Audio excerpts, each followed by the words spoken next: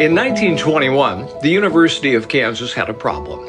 Before it could start construction on its new concrete football stadium, the old McCook Field needed to go. So Chancellor Lindley declared May 10th Stadium Day and put the call out for able bodies to help dismantle it.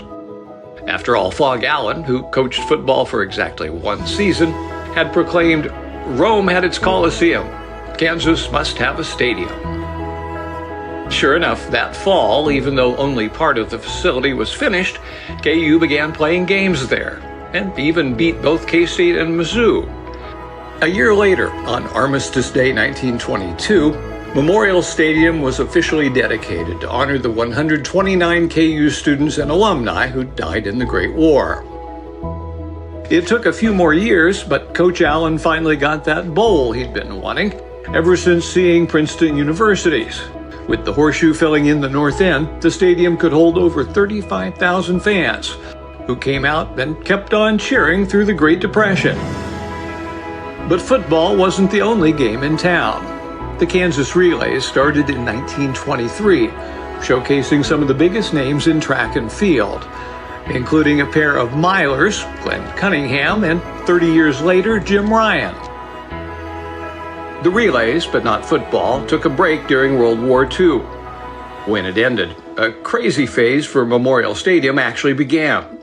The influx of veterans returning to school caused a housing shortage. McCook Hall, as it was called, was really a series of cinder block dorm rooms created in the bowels of the stadium. Really. Call it coincidence, but the next year, the Jayhawks, with All-American Ray Evans, made it to the Orange Bowl. That success didn't last. But traditions like Band Day helped keep the crowds coming, while larger and larger numbers enjoyed games on the grass outside the South End. Memorial Stadium did expand in the 1960s, first with a new tier on the west side, followed 2 years later by one on the east. More room to watch Gale Sayers, the Kansas Comet, break record after record. The decade was a time of great contrasts, from the pomp and circumstance of homecoming to the protests that popped up on game days.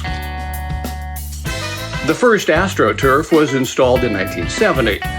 3 years later, the biggest crowd to date, 51,500, saw KU defeat Kansas State on it. 1974 marked the 50th year of another great tradition, Walking the Hill, when graduates filed down into the stadium to get that diploma. And after the basketball Jayhawks won the NCAA title in 1988, guess where the crowd gathered to greet them?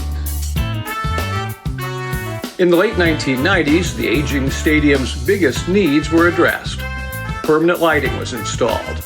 Then new concourses, concession stands, a dressing room, press box, and video board. Now, after 2 silent seasons and major renovations, the oldest college football stadium west of the Mississippi, the David Booth Kansas Memorial Stadium, is ready to rock chalk again.